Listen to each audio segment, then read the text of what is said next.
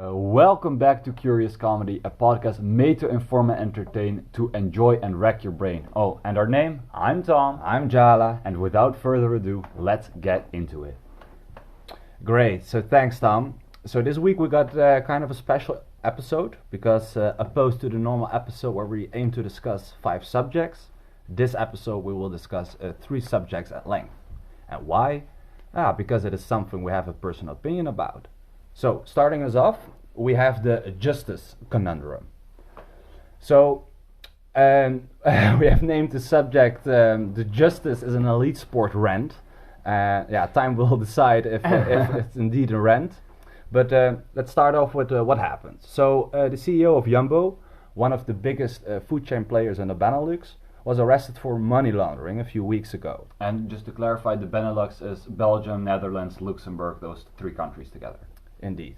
So normally we would let this slide, but because despite being a little bit intruding, it is not really worth mentioning for an international audience. However, for this one, I will make an exception because I feel this is something not unusual. And let me take you with me. So in general, a lawyer costs around 300 euros, right? And at that price, an hour, yeah. Yeah, oh, that's an important distinction. But at that price point, you are guaranteed that you will not get the best, right? Because it's not like the most expensive lawyer. No, but you would hope so. You would hope so. And now, we can all think of, and most of us even know, a couple of situations or stories where the situation or outcome was not really fair or it was poorly handled and could therefore be disputed in court. While also knowing that our chances to win are high, but we didn't do it because the time, the effort, and especially the money wasn't worth the compensation and the justice, right? So getting a lawyer is a big money game, and I question myself to what degree companies could use lawyers to compete with their competitors, not on a product, operations, or strategy level, but on a legal level. In other words, to what extent can companies stretch the ladder of the law to legally defame competitors? And if you think about it, like how much does it cost to increase the revenue of a $5 billion company in comparison to legally grinding your biggest competitor into the ground, right? And it's like knowing that innovation could hurt your business, doesn't matter in what industry you are, and then instead of being the best and fastest innovator, you try to influence policies to legally withhold your competitors from innovating. And in practice, we have seen this, right? So oil companies have been able to lobby for decades to prevent fundamental energy efficiency improvement, like nuclear power. And then we haven't even mentioned like the tobacco industry and its lobbying efforts in the medical field. So I think we have seen a lot of situations in history where you could argue to what extent they have influenced policies, and because you see that like social lawyers, as we name them, doesn't even exist here in the Netherlands anymore. And then we have to assume, and we know already that like the Netherlands is one of the highest, like the end game of justice, where you would say, okay, so there you have not only that money determines the winners, but justice, fairness will bring it. And so to bring back to the Jumbo story, I was thinking, okay, if you would assume maybe we can assume, okay, the guy was laundering money, sure, but when I read the article, I was almost thinking, okay, could Ahold, for example, be behind this operation, right? And I mean, even the experiment, the thought experiment, thinking about this, makes me feel almost uncomfortable.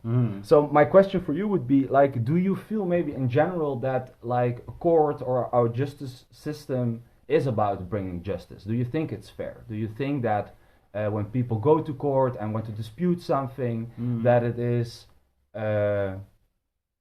let's say that the entry barriers aren't that high?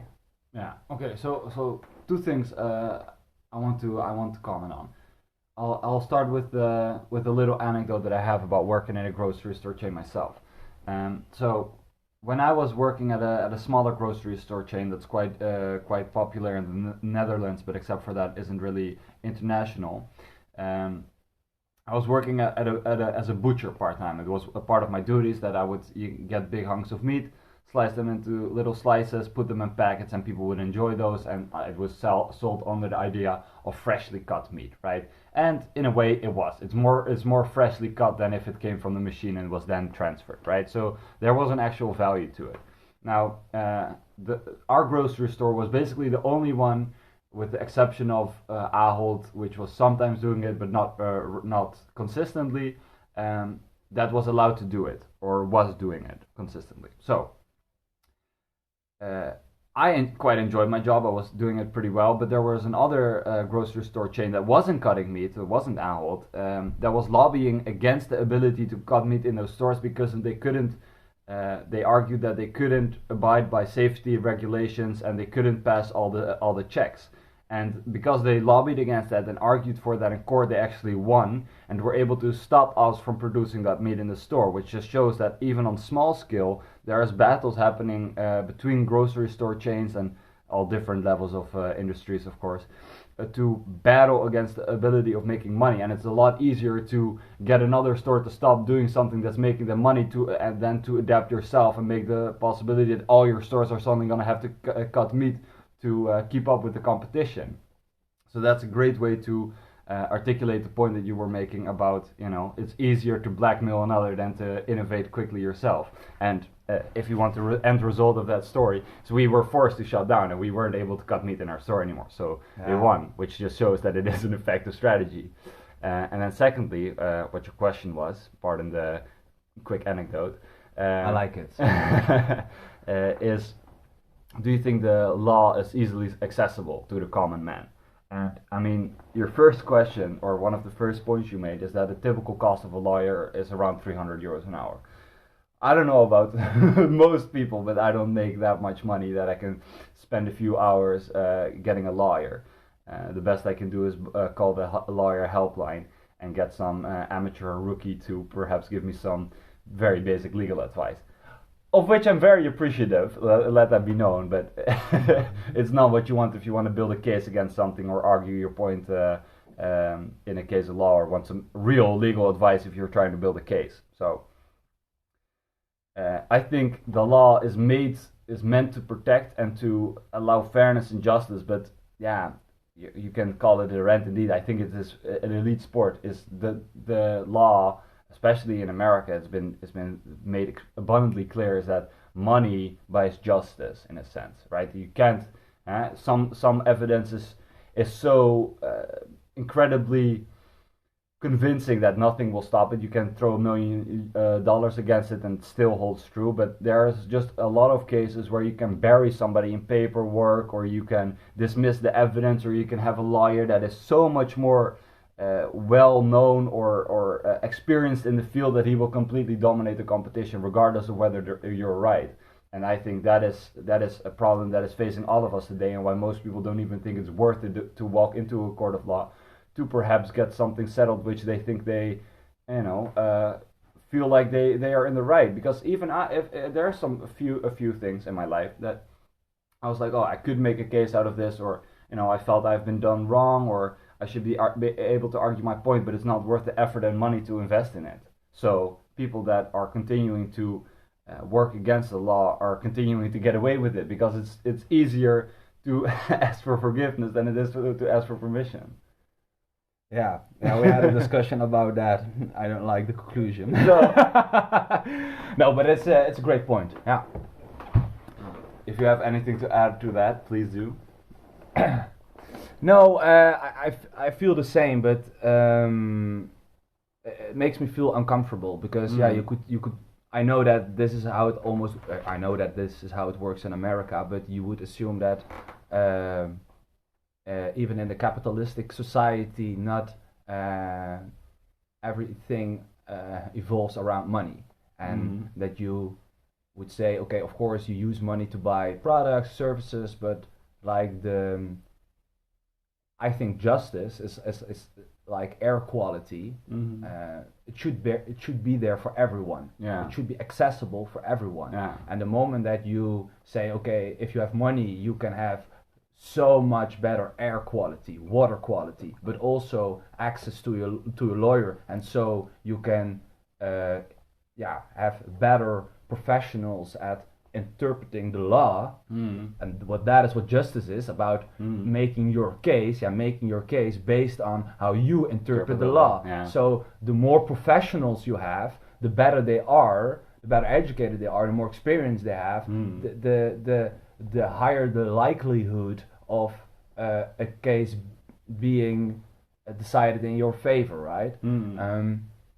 So I would assume, and I think that is one of our biggest loss in the Netherlands, that the moment that there were like social, not social warriors, but like social people that were practicing law, but saying, okay, it's becoming too much about money. It's a money game, that we didn't do anything about it. And I think like a solution could be that the companies that are earning the most money with cases would just say, okay, we would use 5% or 10% of our revenues. We will do that. We will send that to a fund, and that fund, all big companies will do that, and we will use that fund to finance pro bono cases with good causes. That we know, okay, people that are defending climate change, are fighting emissions of, for example, Shell. Yeah, you know that you will lose that, because Shell last quarter Shell make more money than Greenpeace will ever been able to collect and spend on lawyers. Yeah. So there you go. You will never win that, and this is the only, I think, way to level the playing field a bit. Yeah, no, it's a fair case, I think, indeed.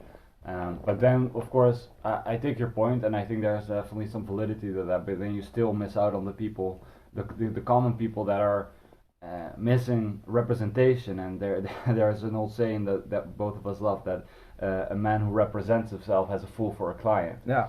And even if you study up on the law, it's just not in your benefit to represent yourself, because there's always some things that you can overlook, and you will always be held accountable for what you said. Anything you say can and will be held against you in a court of law. Yeah. Right? So you want a lawyer to speak on your behalf, but it just shows the quality of representation is severely diminished by your ability to pay for one. Yeah. That is just really criminal. And the only way that you can get a lawyer assigned to you is in a criminal case, if you're being convicted of something. And even then, there's such a long waiting line and I assume it's in a lot of countries, but in the Netherlands as well, that there's hundreds, thousands, I don't know the exact number, but a bunch of cases waiting to be taken, but there's just not enough lawyers willing or able to take those cases, because there is such high demand, and the payout for a lawyer is so little that it's not worth it for either party. Yeah. So that problem keeps piling up, and we are in desperate need of a solution. Yeah. Yeah. And you could go back to the essence, in which then you would go even a step further and say, okay, if we go back to the essence, then we said, okay, what are rules? What are laws, right? Laws are just rules to say, okay, this is our playing field. Now, as a society, we have decided, okay, those rules are fair, and if everyone holds themselves to it, then we have a kind of a fair playing field. And if you don't, then you get punished, right? Yeah. But I think that is a great system. But what is wrong with it is that if you just take this on face value, there is no incentive for people to behave, to deliver good behavior. And why is that? So let's do a thought experiment. We have a society. Now we have 10 rules. We have decided those are good rules. Now, I know that I can interpret some rules differently. Say, okay, you didn't. You left this gap. I can use this. There's a loophole here. There's a loophole, and I will use this. And therefore I can enrich myself. Let's put it that way, in one way or another. Now, you and the society will say, hey, this is not fair, you have misused it, or Misconstrued it. Yeah, our rules are not fully up to date. Yeah. So we will introduce a new law, law number 11, to be introduced to our society.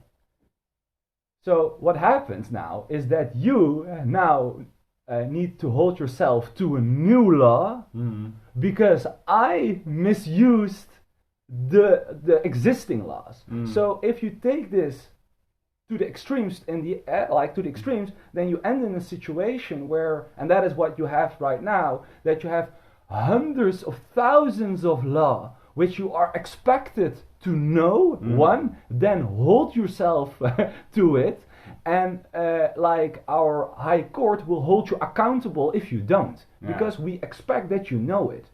And that is the situation. You could say it's fair, but now every law that is like added to it, all good people need to hold themselves to it, and the bad people, they will find a new way where with the result that there needs to be introduced law number 12 or 13. Exactly, and those people are also not punished for the time that they've been able to take advantage of that law until a new one is introduced, and everybody that hasn't taken advantage of the law before a new one has been introduced will suffer the consequences. So the person that is basically giving the bad example and making use of it gets ahead, while the others get punished for it. It's sick. Yeah.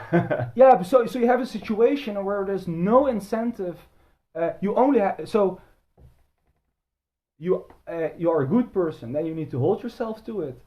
And if you're a bad person, then you know for sure it's better to not hold yourself to it. Yeah. Because you will not get punished for not holding yourself to it. Yeah, exactly. Yeah, that's crazy. And then I think that is what is wrong. So what you should introduce in essence should be that when we have agreed upon the 10 rules, I find another way, a gap, loophole, name it what you want, doesn't matter. I do something that we haven't discussed, haven't arranged, then I should compensate all the people that now need to live with the extra rule. Then you have a fair situation, because then my trade-off to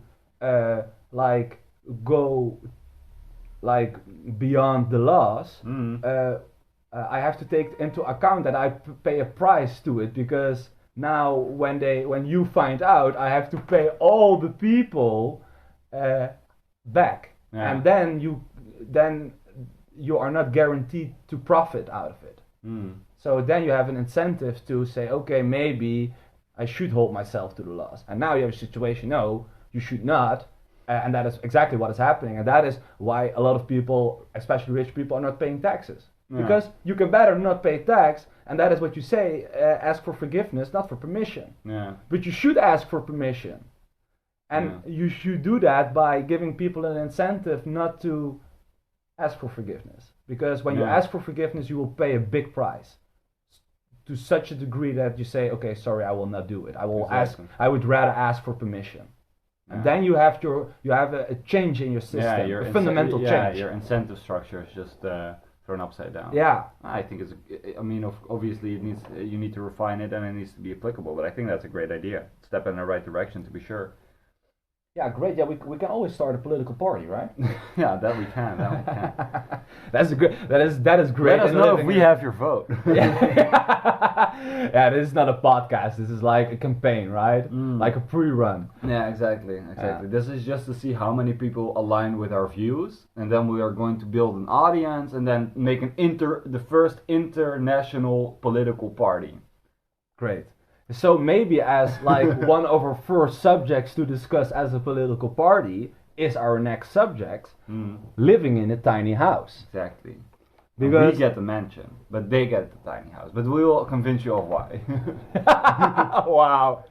Okay. We gotta set the tone, right? We gotta set the tone. No, that's true. No, so but let's talk a bit about living in a tiny house.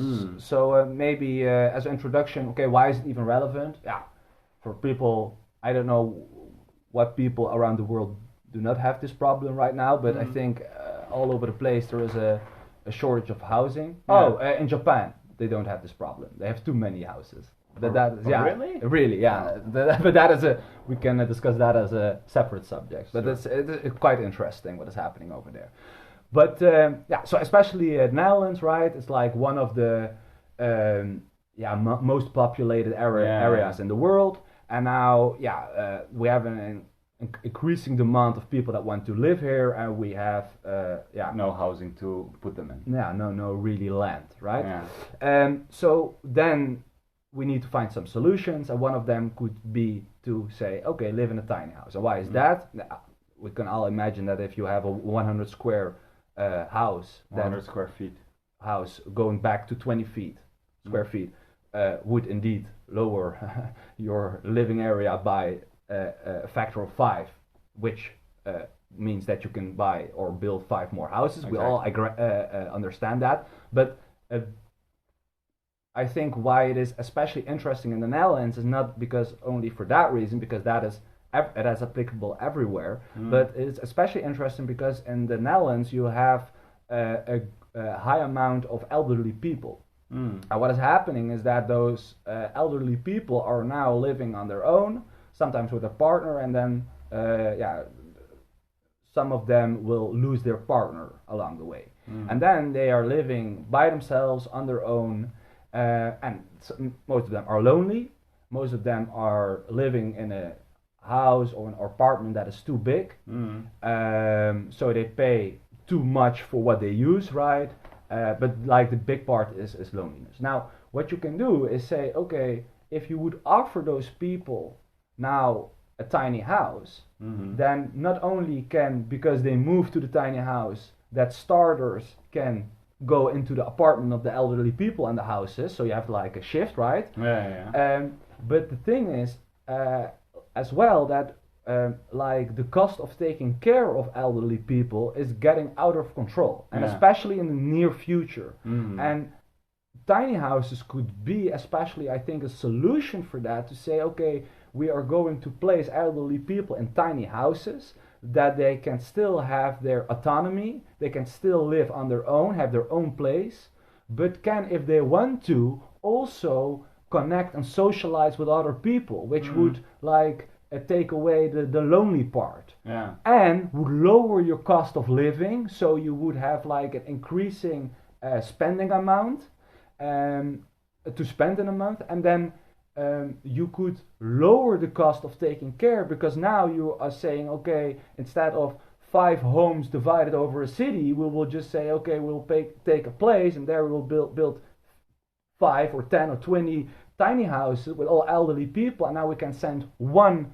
person who is giving medical care or whatever, caretaker. And then that person doesn't have to travel 1 or 5 kilometers to the first and 10 kilometers to the other. No, he can just go to that place and then help 50 people there. So you can still give people the autonomy. That is why they don't want to leave their home. That is the most important reason. We know that. So that you can still do, but as well creating new living spaces for starters without having to build new ones. And I think I mean, of course it's similar in idea, but like to a nursing home. But I do think there are some arguments for why this would work better. Indeed, so one of them is autonomy. Everybody gets to have their own space. Would they be so inclined to have it? I mean, there's plenty of elderly people that do not need medical assistance and would rather just have their own little area and not be bothered unless something is in dire need. And that's when you have that one caretaker at location who is able to respond, right? And you have care on demand, which is really important, because now sometimes you will end on a sort of like a division of a hospital, and then those people are specialized in some kind of taking care, and you will place like, because they will say, okay, you are sick in this way and therefore you are in this category. But that is a category, and that is kind of broad, right? It's not personalized. What do you need? What do you want? And when do you need it? And when do you want it? So it's the on-demand part that is especially important. Yeah, no, I agree with you, and I think it's also that. So what a nursing home has in detriment for what I've been able to, as far as I'm able to tell, is that one, it's incredibly musty, but except for that, I know. the almost all the people except for the workers are elderly people and rarely get visitors. And the thing you can do with a tiny house, I mean, this is of course all subjective, but if, for example, you spend a lot of effort into making sure that everybody has their own tiny house, you could, for example, make sure that you have some extra room for some scenery or some floral arrangement or a little forestry area, and that would perhaps incentivize more people to come there.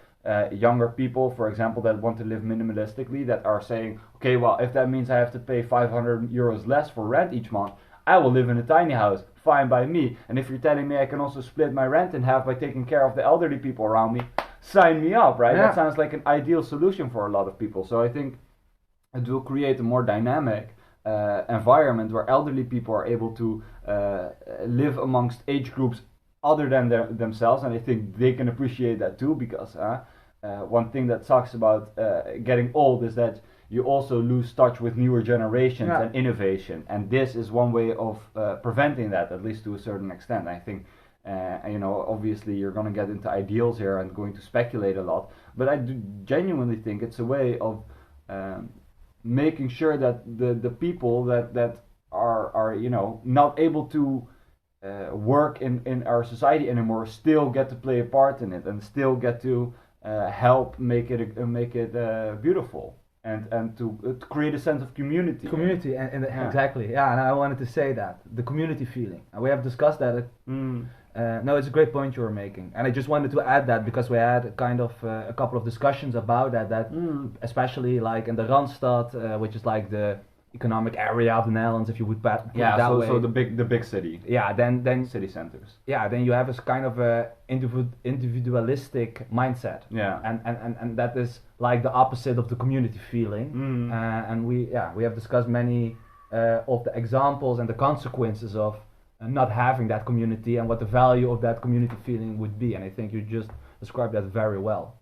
I appreciate that. Yeah, and I think it's also working the other way around. So it's not only the elderly people that indeed want to be in touch with younger generations, but I think that we will see that when the population of the elderly people increases, that the percentage will maybe stay the same, but because the total population increase, that the amount of people, of elderly people that want to be active, that want to work, that maybe have a lot of skills and capabilities, that maybe they feel like they will lose when they die, they want to give that to the next generation. They don't want to gatekeep the knowledge they've accumulated over their entire lifetime. Exactly. So they don't want only to be inspired by the younger generations, but I think they also want to inspire the younger generations, so the younger generations can and will, if you need to be open for it, of course, but if you are open for it, then it can inspire you to see, okay, this is how, with my generation view, I see the world, and now can maybe alter that with a different, more experienced view, which could really improve your way of thinking and also your quality of life, because it could help you nuance, find some connection to maybe things that you normally cannot resonate with. Because now you can talk to people that we see the results of things, and now you can talk with people that made these things where we just see the results. So they can explain and tell you why it is this way. Yeah. No. And that can make you more appreciative of the facts that things are how they are, and not that you just take them for granted. Yeah, exactly. Take them for what they are. No, I agree, and I think just to add a little extra layer on top of that. So indeed, the elder generation is able to share their accrued knowledge to younger generations, and I think there's also plenty of young people that are scared to talk to old people because they feel unapproachable, or you feel like they don't want to be bothered, want to have their own little space. But if you create an environment where socialization is encouraged, which you would love to do by creating a tiny house. I mean, a lot of thought has to go into that, of course. But a tiny house community could also create an opportunity for younger generations, for especially for example kids, to get comfortable talking to elderly people, because as I said, a lot of them are lonely but don't feel approachable. And I've felt that myself as well. I had a neighbor that lived upstairs from me that for years I would be scared to talk to, just because I felt they had such a sense of authority because of their age that I didn't want to be a bother. Yeah, but you kind of you've mentioned that before as well. You don't want to fill it in for them. You don't want to make any assumptions about what they think. You just want to be open to it. And I think if you can instill that motif into a tiny house community, it could be revolutionary for society. Yeah. Especially because, indeed, what you said, it's crazy that the most dense urban political areas where the most people live, I feel, are the least social areas, which is a crazy idea. Yeah, because then you would assume that people will also get less social. Yeah. Which is strange because they are the same people. Yeah, exactly. And you would think, indeed. But what you see indeed is that the people are the same, but their behavior will just change. Yeah. So they will act differently when they are in a different area of the same country. Yeah, no, 100%. I agree with that. Okay. Anything to add, or maybe just. do you want to get to pegging? Sure. No, but maybe a few questions. Okay, we can discuss them shortly, right? So, would you ever live in a tiny house? Yeah, I would. I definitely would. And where?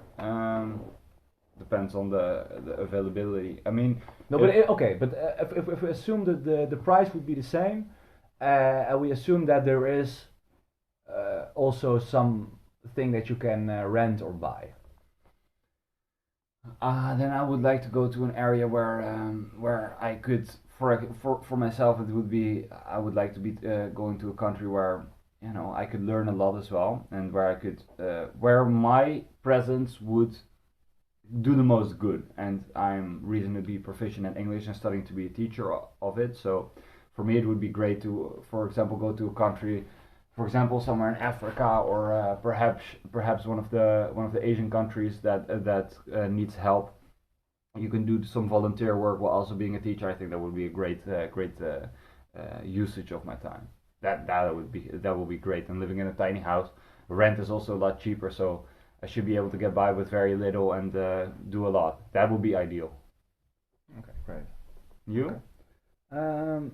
Yeah, but I think right now I would still want the tiny house in the Netherlands, I think, and maybe in the near future I would say I would prefer to maybe because I always thought that like making or creating big homes in sort of a natural area would be kind of strange, because I have a feeling like you are interfering with nature. Mm. But I think like you've got some self-sustainable tiny houses that just generate on the basis of solar, and then have their own water filtration system and stuff like that. And then like all the materials used to build that tiny house are also sustainable and like environmental friendly. And then I could see like how that would work, and that is something I would never, I think, buy a second home as a vacation or so. But I do think that I would buy or want a tiny house as sort of a vacation place, a sort of a almost like a my really my home, right? Yeah. Because then I think because of the tininess of a tiny house, you are also confronted with functionality of stuff. And that would help you to disconnect from materialism. So therefore, and then I would always do it in like a really almost rural area where I have like nothing from the modern world around me. Yeah. Right? No, that is also an idea that I like to play with from time to time. We are good players, aren't we? So could you, lastly, could you even maybe find a reason not to live in a tiny house? Yeah, I've mentioned this before, not on the podcast, but I have lived reasonably Jesus Christmas. quite humbly for a greater part of my life, and I've also been a student. I live with housemates, so especially to have experienced it, I would, if I were to be very successful in the field, I think it would be great to have a big house for a while. But the more I think about it, the more I think, yeah, you don't need to have a giant house, and the value of it is less than I like to think. So I would buy perhaps a house that would be relatively big, maybe 2-3 bedrooms, something along those lines. That I could have the space, I could have all the room that I want, and maybe one good reason would be if you have children, for example, Yeah. and you want to have a lot of room Yeah. for them. But I think there's a possibility to have children in a tiny house, but you just need a lot of free space. You just need wide open areas, gardens, places where they can play and be themselves. I think if you have that, a tiny house is very reasonable. But I don't know, I feel living extravagantly just for a little bit, and then I can sell the house or I can rent it to other people. But just to get a bit, like a taste of the good stuff, right? Yeah. I think. Yeah, and then afterwards you can really be really appreciative of the tininess. Yeah, exactly. And I can also be like, yeah, I had the chance to live big, but I decided I don't need all. That is true value. Yeah, exactly. That's like ego and humbleness mixed into one, a delicious little cocktail. Yeah, you are a bartender. Oh my god. Okay, so last but not least, Pegging. the strength and the resilience of the dollar. If this episodes get like a string or A flag. then we know why. So why is it even relevant? Yeah, we have inflation. We see globalization, which just means that we see a world where things were really interconnected. We got Corona. Then you saw some disconnections, and now you are in a sort of a geopolitical area in which you have, of course, the U.S. China, you have Ukraine, Russia, you have Taiwan, China. You have a lot of bilateral arrangements that are under pressure. Yeah. Let's put it that way. And like the dollar has always been like the currency, the world currency. And I thought it would be, in light of, let's say, inflation, about purchasing power, about changes in prices, would be interesting to think, okay, let's talk a little bit about the basis, right? The world currency. And maybe if we understand that, then we can better understand all the things that arrive from it. So until 1971, the dollar was pegged to gold, which just meant that if you had a piece of paper, which we have right now, was the same back then, but then you could use that paper to go to your bank, central bank, and then they would redeem it for gold. Yeah, exactly. And then okay, the value of this piece of paper is worth $1 or 10 or whatever, but that is maybe just because I believe it, because a lot of other people believe it, because we have trust in the system. But yeah, trust is only there until it isn't. Exactly. So then you say, trust is not enough. I want to have sort of an asset. And gold has always been the element in which we as humans prescribe some value to, right? Yeah. So from 1971, we decided that the Bretton Woods system was over, and that was introduced after World War II, as you could imagine, to really stabilize economies and to go back on track to growth. Now, to grow, you need some stable currencies, and you could imagine. So, because the dollar was getting more and more of an international currency, there was more and more demand for it, and the more money you print, the more gold you need to have. Yeah. Because otherwise, people cannot redeem it. Yeah, exactly. So there was a point in which there was so much demand for the dollars that people... There wasn't enough gold. There wasn't enough keep up gold. with it. Exactly. And even if there was, then the central banks in America weren't that happy about it, because what happened was that like in 1970, like 1960, there were a couple of instances in which, for example, France just said to the US, I want to redeem $1 billion and I want gold of it. And then America had to send some ships with gold back to France. Yeah. But if at a certain point in time too many countries would do that, then your currency would explode, because then you had to admit, I don't have enough gold. Yeah. So they know that would be a real possibility. Exactly. So they decided to say, okay, you cannot redeem your gold anymore. So in other words, your piece of paper is worthless. Your piece of paper, Exactly. and is just as much, and the value is just as much as you prescribe to it. Exactly. And that is what we call the free float. So for every currency in the world counts the same, and we just said, okay, for every dollar you can get 2 euros, you can get 1 pound sterling, and that is free float, and that will change every almost millisecond of a day. Yeah, the forex. The forex, the foreign exchange rates. Oh, exchange rates. Because you rate. Yeah. Okay, but let's not dive too deep into that. The main point, or the main takeaway about the free float system, is that it created speculation opportunities, as you could imagine, because the price could rise, sometimes a little bit, but sometimes really sharply, or decline.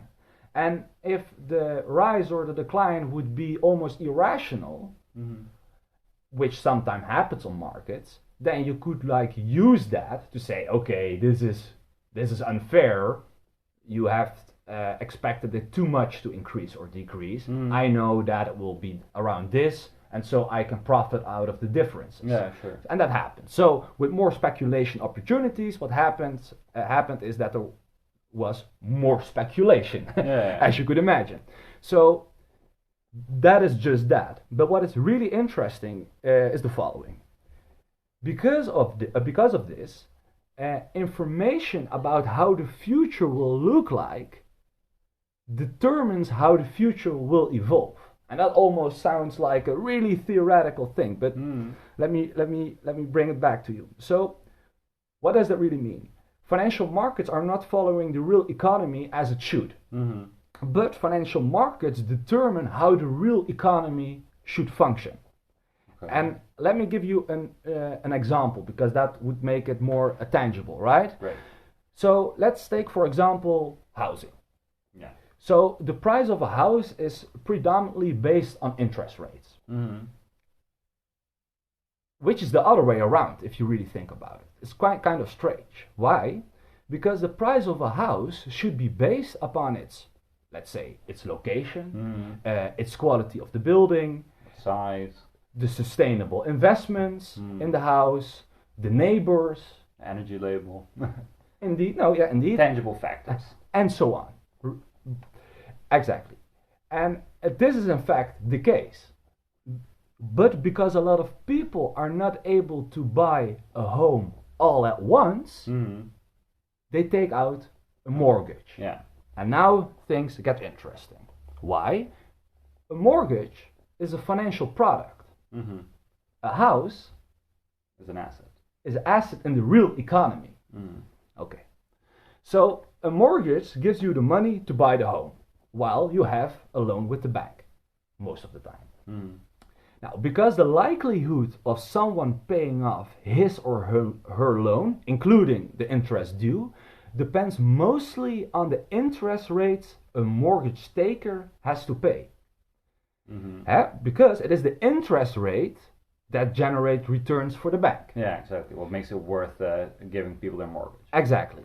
Now, they have learned, and this is what went wrong in 2008, and with they I mean the banks, that you can pool different mortgages together to realize the same returns for less risks. Or in other words, more profit. And this is what we call securitization, which is just financial engineering, which is making the best financial products, risk return wise, and being active in this and by being active in this business, you sell, let's say, the same mortgages to potential home buyers. Then you pool these different mortgages together, and then you sell these collections of mortgages to investors. And pooling and selling these mortgages is risky business and is prohibited for most banks in Western society. And this is one of the reasons why shadow banks are so big. So if you ever heard about shadow banks, want to Google it, you got something right now. Keep listening. And you could ask yourself, okay, but who is buying these packages consisting of securitized mortgages? And the answer is wealthy individuals and institutions. Yeah. And why? Because it is one of the safest investments in the world, while still generating a 1 to 6% annual return. To give you a sense of idea how big that is, that is compared to an 8% return on the stock market, which is considered risky. So for a safe investment, 1 to 6% return, amazing. Yeah. And this is also the reason that the housing market is in such disarray at the moment. Housing, and especially mortgages, are being made an asset class, which is possible due to the securitization. And every asset is worth more the scarcer it becomes. Because if you think about it, we live in a safe country where there is a strong rule of law, low corruption, a high percentage of population willing to take out a mortgage that takes at least a minimum of 15 years to pay back. And most importantly, you have an absurd low amount of people defaulting on their mortgages. And defaulting just means you can't pay it. You can't pay it anymore. You can't pay the interest rates, therefore you default on your loan. And then, if they do default, you as a seller of the mortgage, so read the bank, are contractually giving the collateral, which is the home. And you can liquidate it, sell it in other words. And so you can immediately sell a new mortgage for the house as soon as someone defaults on the mortgage for exactly the same house. So you can see that you earn money without having a real risk. Yeah, so all the interest payments up until the person that has taken out the mortgage and defaults are still owned by the bank. And because the person defaults, the property, the house, will go back to the bank and they can instantly give it to somebody new to take out a mortgage. Yeah. So you're profiting by somebody's losses. Yeah, kind of. And I must say that there is a little bit of nuance in a sense that when you sell, how should I say that properly? It's like a really tiny thing, but it is important because you cannot always. When I am the bank, I'm giving you a loan to buy so I'm giving you a mortgage. You have now money to buy the home. Then I have contractually, I have the right when you are defaulting that I say to you, you have to sell the house that you are living in. But because I'm telling you, you have to, and you have to do that in a certain time frame, you will never get the best price. And so, if you have a loan with me for 200,000, now I'm telling you, you can pay, doesn't matter how much the interest, we can just leave that for now. And now I'm telling you, you are defaulting, sell your home. Because of the time pressure you're selling and you're never getting the 200,000, so let's assume you're getting 180, then I need to get 200,000. You just sold the house, now I got back 180. And there remains still for you 20,000 to pay. So it is not that I'm selling the house and I'm, as a bank, taking the difference. No, I'm just giving you the loan and I want you to pay me back the loan. And I don't care if you pay in the end it with like the whole loan plus your interest rates. I prefer that because then I make money. But if you don't, then I will take all the interest payments and I will make sure you still pay the loan back. Yeah, exactly. And if you do that by your monthly payments or you do it by liquidating your home, I don't care. I'm getting the money. I'm getting the money. Yeah. I just need to make sure that the 200,000 that I gave you, you give back to me. Exactly. Plus your interest. Plus my interest. So that is what really happens. But maybe to bring it all back, because I can imagine that this is A lot to take in. a lot of to take in, but this will only work as long as people are able to pay the mortgages, and that is what we are talking about. So, because the moment they don't, you will probably not find a new buyer for the home, and you should lower your price. And then slowly all home prices will come down, and everyone realizes they pay too much. And that's when a home is underwater, because then you have more debt to pay than your house is worth. Like the 200,000 like we just said, and then you selling it for 180, then it means that your house is underwater for 20,000. Yeah. Because you have a debt that is higher than the value of your asset. Yeah, exactly. And that is problematic. So this is okay now. So when that happens, the bank will ask for money to bridge the gap, and if you don't, you default and you will lose your home. So that is your last chance, right? And this is also why so many families got disrupted in 2008, because they knew that the families would be kicked out of the house, and there was nothing that they could do. Yeah.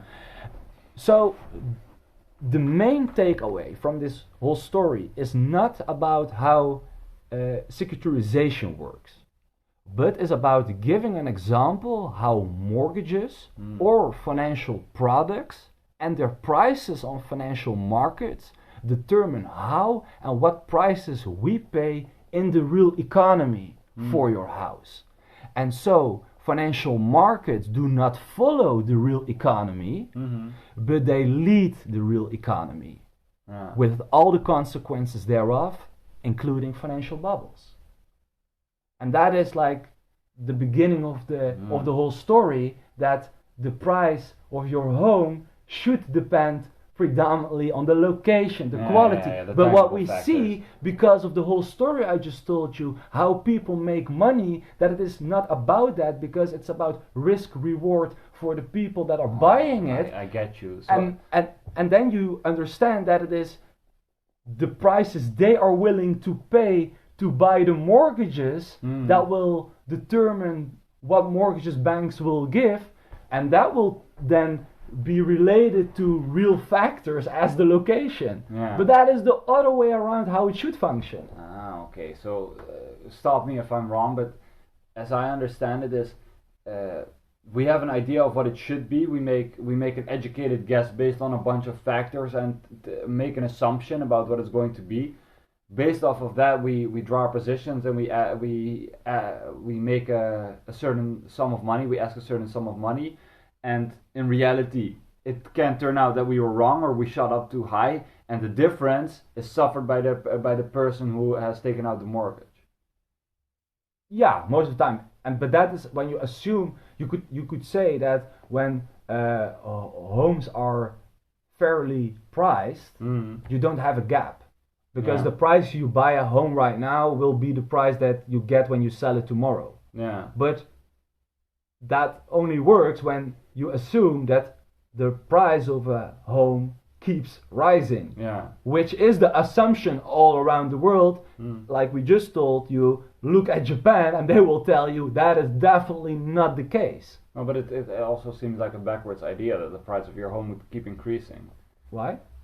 Well, okay, I mean, you can argue two sides of it. One side would be, we're running out of materials, right? So things will get more expensive. But the other side of that is technology keeps advancing, so we can build houses for cheaper and cheaper and cheaper. So it will be so new houses will be able to be accommodated for a cheaper price, which means that your the relative value of your property will go down. Yeah, but then you assume that that you have unlimited space. No, I know, but that's why we have tiny houses. Yeah, no, but like the main price you pay for a home is just the ground you're building upon. Yeah, no, I hear what you're saying. And that is increasing because it's scarcer and scarcer. Yeah, no, and that is the main assumption. That's not a factor I was taking into consideration, indeed. So it's not the property itself, but it's the location and the land that you own. Yeah, that and you all get to that you get to do with whatever you want. yeah, Basically. and this like you, I can say and trade your home if you would make it an asset as yours, and you would trade, and I mean in the end everything is about what people are willing to pay, right? You can have a home that is really has a value of 300,000 euros, and I'm willing to pay you 5. I mean, it could be the case, Yeah. but the thing is that you would assume that there in a competitive world, there can't be such a big gap, because the moment I'm willing to pay 5 for something that is worth 3, you would assume that if I have a lot of information, I have access to a lot of information, I would rather pay 5 for a home that is valued at 5. Yeah. So that is the assumption. But the thing is that the price of a home is still determined on the real factors, but like financial markets, like what I'm willing to pay for it is not based on not per se based on rational factors. I can just say I'm willing to pay 500,000 for your 300,000 home because it's your home and I just like you and the fact that you have lived there. Yeah. You could say that's stupid. Yeah, but that would happen. I mean, if you would wear a boxer and if I go to the toilet and then I would okay, this is getting really disgusting, but You're really wondering where you were going. yeah, no, let me give another example. But I'm not going to the toilet, fine, I'm just wearing a boxer. You could imagine that is worth less than when Michael Jordan would wear it, right? Yeah, sure. And people are willing to pay a sick premium because he has wear it. So there are a lot of irrational factors, but the problem with things is that when people are willing to pay a price, it's based on rational, irrational factors. Yeah. But when you are selling things, then you know for sure that the price you are getting is only based upon the rational factors. Exactly. And the more you are paying for your irrational factors, that is the risk you are taking, because you can value that for 50,000, but I'm maybe not. Subjective factors. Exactly, and that is what is happening. So the moment financial markets and their prices are determining the real economy, you almost get a sort of self-fulfilling prophecy. Because people are taking the prices determined on financial markets as given, so the rational and the irrational part, and assume that this is realistic. While in reality, there is an irrational part, like the boxer of Michael Jordan, which is subjective to the value that you ascribe to it. And so what you want is that people understand the true value of it based on real factors, and that financial markets understand these trade-offs and quantify it.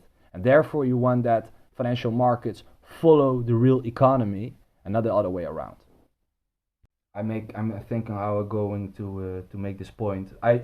Because we were talking about the resilience of the dollar, and I just wanted to make the point that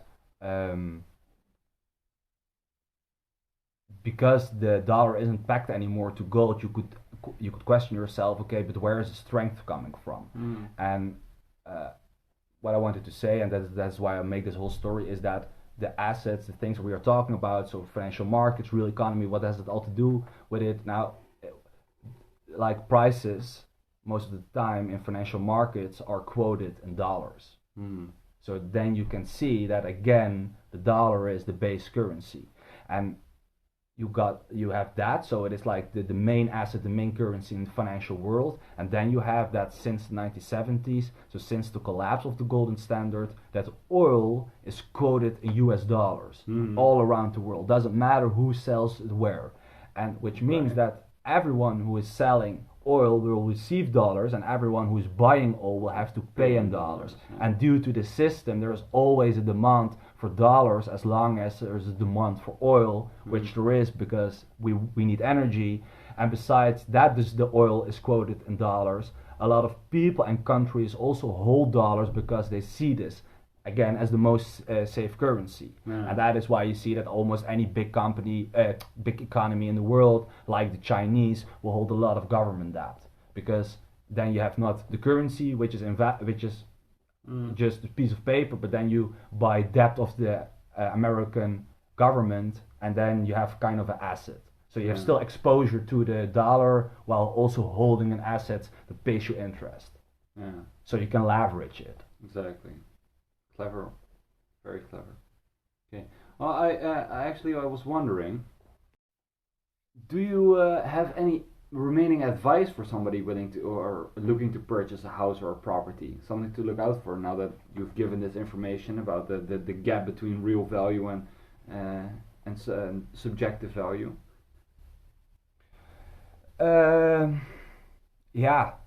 Focus on the objective things and not on the subjective, I would say. Is a little bit of a sad and nerdy disclaimer, but I'm not a financial advisor. What do I know? But right now, I would say hold your cash. Hold your cash. Well, we're in a tricky environment. A lot of things can happen. So I think this is the moment to have cash. Should we buy government debt? No, you should not buy government debt. No, but to give an advice, at least for a lot of people not knowing it. I mean, if you're struggling with money, think about it this way: if you have €1,000 right now and your inflation is 10%, that means that your purchasing power next year is €900. That is what it is if you hold the cash. The only thing that you can do right now is say, I invest that 1,000 in a company, which I think that will be able to deliver products and services in the near future. Take, for example, a company like an Apple, a company like Tesla. Do you think that in the near future people will buy Teslas? Do you think that people will buy iPhones? If you believe that, then you could imagine that if you would invest that €1,000 in that company, and that company is able to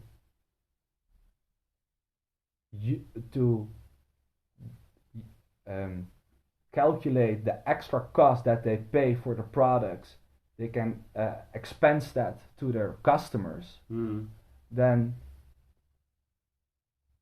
the company is not paying for the inflation, the company is almost benefiting from the inflation, because your same iPhone that now would cost 1,000 with 10% inflation, you could assume that because Apple has such strong pricing power, in other words, people will still buy the products, then they will just say, okay, everything was 10% more expensive, so the selling price of our iPhone will now be €1,100.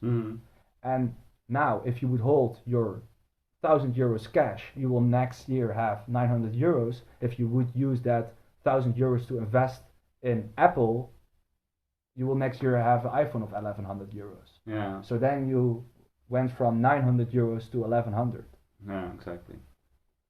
All right, great. Well, I think that was a fantastic explanation. Do you have anything you want to mention before we close off? No, not really. I really liked the episode. I'm not sure if all the aspects of the financial markets and real economy came across well, but.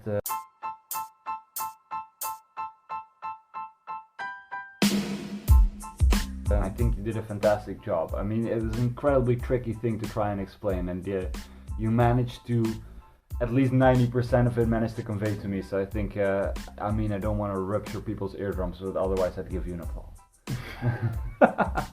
Love is in the air. No, that's great. No, I'm fine. Do you want to discuss something more? All right. I think that's our sign. Thank you all so much for tuning in. We hope you enjoyed, of course. This was Tom. I'm Jala. And thank you so much for listening. And remember, stay curious. Bye. See ya.